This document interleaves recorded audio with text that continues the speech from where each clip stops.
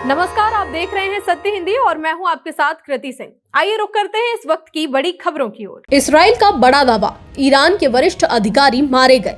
आमिर नासिरजादेह और मोहम्मद पकपुर के मारे जाने का दावा। इस्राइल का कहना है कि उसने ईरान के वरिष्ठ अधिकारियों को निशाना बनाया और संभवतः उन्हें मार दिया है। सूत्रों के मुताबिक ईरान के रक्षा मंत्री आमिर नासिरजादेह और ईरानी रिवॉल्यूशनरी गार्ड्स के कमांडर मोहम्मद पकपुर इस्राएली हमलों में मारे गए माने जा रहे हैं। ये जानकारी इस्राएल की सैन्य कार्रवाइयों से जुड़े 2 सूत्रों और एक क्षेत्रीय सूत्र ने दी है। हालांकि अभी तक ईरानी पक्ष से इस पर आधिकारिक पुष्टि नहीं हुई है। इस्राएल की इस कार्रवाई के बाद मध्य पूर्व में तनाव और ज्यादा बढ़ गया है और क्षेत्र में सुरक्षा स्थिति गंभीर बनी हुई है। घटनास्थल और प्रभावित इलाकों में बचाव और निगरानी जारी है। ईरान की बड़ी चेतावनी, नए खतरनाक हथियार जल्द होंगे सामने। कहा, ऐसे हथियार जिन्हें पहले कभी नहीं देखा गया है।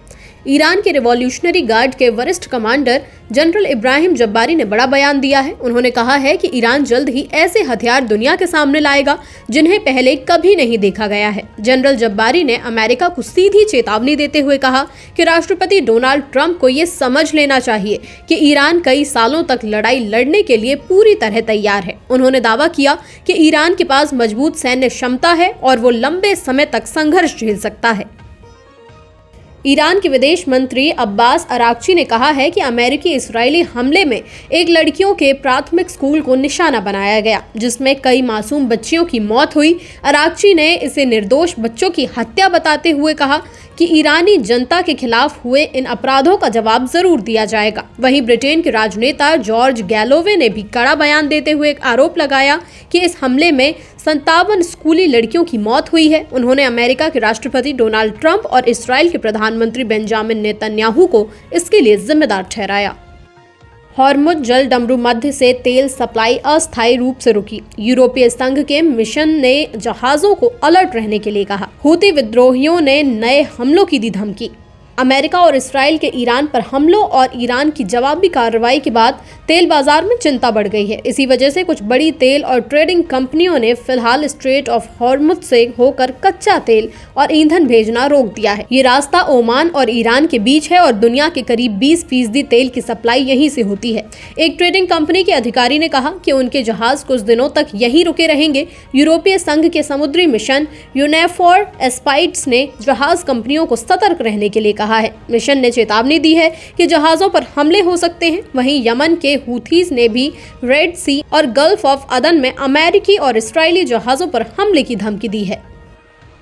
मध्यस्थता बैठक कराने वाले ओमान ने दी अमेरिका को सलाह। ट्रंप को इन मामलों में ना उलझने की दी सलाह।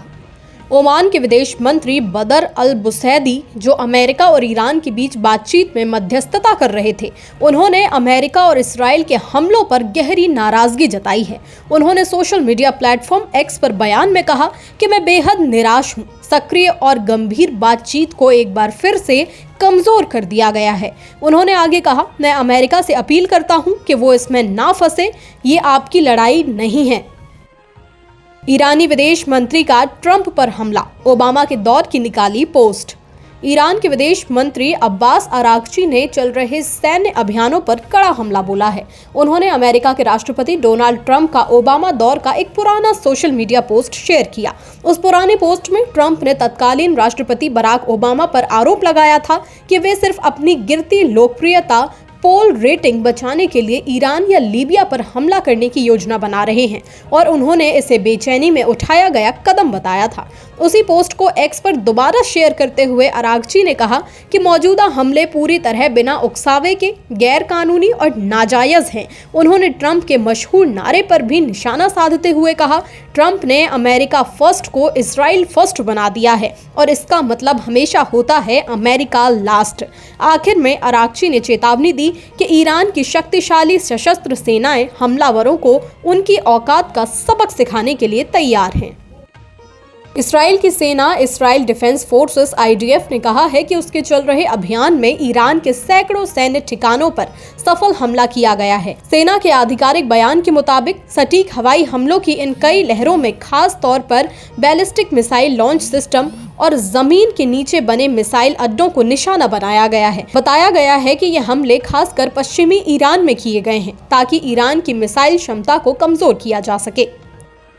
भारत के नागरिक उड्डयन मंत्री मोहन नायडू ने कहा है कि अमेरिका इसराइल के ईरान पर हमलों के बाद मध्य पूर्व में बढ़ते तनाव को देखते हुए उड़ान सुरक्षा और संचालन की व्यापक समीक्षा की गई है। मंत्रालय के मुताबिक वीडियो कॉन्फ्रेंस के जरिए हुई उच्च स्तरीय बैठक में नागरिक उड्डयन मंत्रालय के अधिकारी, airports authority of India, directorate general of civil aviation, airlines और प्रमुख एयरपोर्ट ऑपरेटर शामिल हुए। सभी बड़े अंतर्राष्ट्रीय हवाई अड्डों को अलर्ट पर रखा गया है।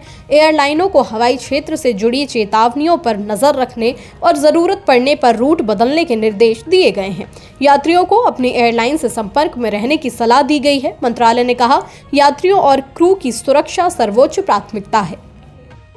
फ्रांस के राष्ट्रपति इमैनुअल मैक्रोन ने शनिवार को संयुक्त राष्ट्र सुरक्षा परिषद की तत्काल बैठक बुलाने की मांग की। उन्होंने कहा कि अमेरिका, इसराइल और ईरान के बीच युद्ध शुरू होने से अंतर्राष्ट्रीय शांति और सुरक्षा पर गंभीर असर पड़ेगा। मैक्रोन ने सोशल मीडिया पर लिखा, मौजूदा हालात सभी के लिए खतरनाक हैं, इसे तुरंत रोका जाना चाहिए। ईरानी सरकार को समझना होगा कि अब उसके पास ईमानदारी से बातचीत करने के अलावा कोई रास्ता नहीं है, ताकि उसके परमाणु और बैलिस्टिक मिसाइल कार्यक्रम और क्षेत्र को अस्थिर करने वाली गतिविधियां खत्म हों। उन्होंने ये भी कहा कि ईरानी जनता को अपने भविष्य का निर्माण आजादी से करने का अधिकार मिलना चाहिए। मैक्रोन ने कहा, इस्लामिक शासन द्वारा किए गए नरसंहार उसे अयोग्य ठहराते हैं और अब सत्ता लोगों के हाथों में लौटनी चाहिए। ये बात उन्होंने हाल ही में हुए उन विरोध प्रदर्शनों के संदर्भ में कही जिन्हें सरकार ने सख्ती से कुचल दिया था। मैक्रोन ने कहा, जितनी जल्दी हो सके उतना बेहतर होगा।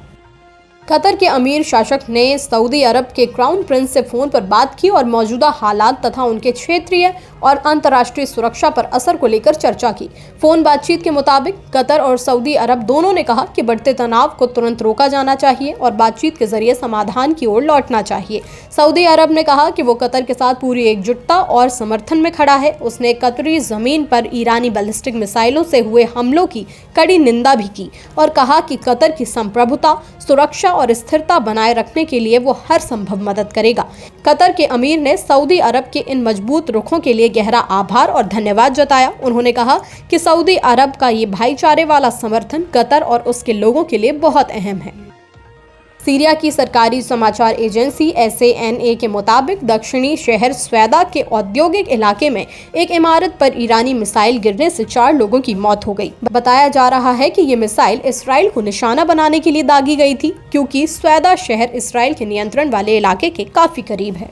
मध्य पूर्व तनाव पर राहुल गांधी की चिंता, सरकार से अपील। बोले, भारतीय नागरिकों की सुरक्षा हो सर्वोच्च प्राथमिकता। कांग्रेस नेता राहुल गांधी ने अमेरिका, इसराइल और ईरान के बीच तेजी से बढ़ते तनाव पर चिंता जताई है। राहुल गांधी ने कहा कि ये हालात बेहद गंभीर हैं और पूरे मध्य पूर्व में रह रहे भारतीय नागरिकों की सुरक्षा सबसे बड़ी प्राथमिकता होनी चाहिए। उन्होंने भारत सरकार से अपील की है कि वो तुरंत और सक्रिय कदम उठाए ताकि वहां रह रहे हर भारतीय की सुरक्षा सुनिश्चित की जा सके। राहुल गांधी ने कहा कि मौजूदा हालात में सरकार को सतर्क रहकर जरूरी इंतजाम करने चाहिए। मध्य पूर्व में बढ़ते सैन्य तनाव के बीच भारत सरकार की ओर से अब तक आधिकारिक प्रतिक्रिया का इंतजार है। पश्चिम बंगाल में चुनाव आयोग ने स्पेशल इंटेंसिव रिवीजन यानी कि SIR के बाद फाइनल वोटर लिस्ट जारी कर दी है। Chief electoral officer Manoj Agarwal ने बताया कि इसमें 63,66,952 वोटरों के नाम काटे गए हैं। वहीं फॉर्म 6 और 6A से 1,82,036 नए वोटर जुड़े हैं और फॉर्म 8 से 6,671 नाम ऐड हुए। अब राज्य में कुल मतदाता 7,04,59,284 रह गए हैं। इससे पहले SIR शुरू होने से पहले 7,66,37,529 वोटर थे। ड्राफ्ट रोल में दिसंबर 2025 में 7,08,16,630 नाम थे। अभी भी 60,06,675 वोटरों के मामले जांच में हैं। फाइनल लिस्ट में 3.60 करोड़ पुरुष, 3.44 करोड़ महिला और 1382 थर्ड जेंडर वोटर हैं। पटाखा फैक्ट्री में धमाके से 21 लोगों की मौत, कई गंभीर रूप से घायल, ज्यादातर पीड़ित महिलाएं, शवों की पहचान करना मुश्किल। आंध्र प्रदेश के काकीनाडा जिले के वेटलापलेम गांव में शनिवार दोपहर एक पटाखा फैक्ट्री में जोरदार विस्फोट हो गया। ये धमाका सूर्या फायरवर्क्स नाम की एक फैक्ट्री में हुआ, जहां करीब 35 से 40 लोग पटाखे बनाने के लिए बारूद मिला रहे थे। हादसे में कम से कम 21 लोगों की मौत हो गई, जिनमें ज्यादातर महिलाएं थीं। 6 से ज्यादा लोग गंभीर रूप से झुलस गए हैं। जिला प्रशासन के मुताबिक कई शव इतनी बुरी तरह जल गए हैं कि पहचान करना मुश्किल हो रहा है। धमाके से आसपास के गाँव में दहशत फैल गई। मुख्यमंत्री चंद्रबाबू नायडू ने घटना घटना की जांच के आदेश दिए हैं। डिप्टी सीएम पवन कल्याण ने मृतकों के परिवार के प्रति संवेदना जताई और घायलों के बेहतर इलाज के निर्देश दिए हैं। मोदी के इस्राएल दौरे के 2 दिन बाद ही हमला, विपक्ष ने मोदी सरकार को घेरा। पीएम मोदी के इस्राएल दौरे के 2 दिन बाद ही इस्राएल ने ईरान पर हमला क्यों किया, अब ये सवाल भी उठने लगे हैं। कांग्रेस के वरिष्ठ नेता जयराम रमेश ने एक्स पर लिखा, प्रधानमंत्री मोदी के इस्राएल दौरे का खुशी मनाने के 2 दिन बाद ही इस्राएल और अमेरिका ने ईरान के खिलाफ अपना संयुक्त हमला शुरू कर दिया है। पिछले कुछ महीनों में उनके सैन्य जमावड़े को देखते हुए ये पूरी तरह अपेक्षित ही था। इसके बावजूद पीएम मोदी ने इस्राएल जाने का निर्णय लिया, जहां उन्होंने उच्चतम स्तर की नैतिक कायरता का प्रदर्शन किया। उन्होंने घोषणा की कि भारत इस्राएल के साथ खड़ा है और ऐसा कहने पर स्वयं को एक पुरस्कार भी दिलवा लिया। जयराम रमेश ने आगे कहा कि ये इस्राएल दौरा शर्मनाक था और अब तो ये और भी ज्यादा शर्मनाक प्रतीत होता है, क्योंकि युद्ध उन्हीं 2 नेताओं द्वारा शुरू किया गया है जिन्हें प्रधानमंत्री मोदी अपना अच्छा मित्र बता रहे हैं। AIMIM प्रमुख असदुद्दीन ओवैसी ने कहा कि खाड़ी देशों में करीब 1 करोड़ भारतीय नागरिक रहते हैं। ये बात वहां के आम लोगों को क्या संदेश देगी कि प्रधानमंत्री मोदी की यात्रा खत्म होते ही इस्राएल ने ईरान पर हमला कर दिया। बहरीन और कतर पर हमले हुए हैं और सऊदी अरब पर भी हमला हो सकता है। हम हमेशा इस तरह के मामलों में तटस्थ यानी न्यूट्रल रहे हैं। देश के प्रधानमंत्री और बीजेपी को समझना चाहिए कि हमारी 80 साल पुरानी तटस्थता की नीति का क्या हुआ। ये बहुत ही गलत संदेश दिया गया है। ओवैसी ने आगे कहा कि ये सवाल प्रधानमंत्री और बीजेपी को जवाब देना चाहिए। इस्राएल ने प्रधानमंत्री मोदी की यात्रा का इस्तेमाल करके हमला किया और दुनिया को दिखाने की कोशिश की कि भारत उनके साथ है। ये एक तरह से धोखा है। हम प्रधानमंत्री और बीजेपी से पूछते हैं कि क्या नेतन्याहू ने उन्हें ये बात पहले बताई थी। फिलहाल के लिए इतना ही। देश दुनिया की बड़ी खबरों के लिए देखते रहिए सत्य हिंदी।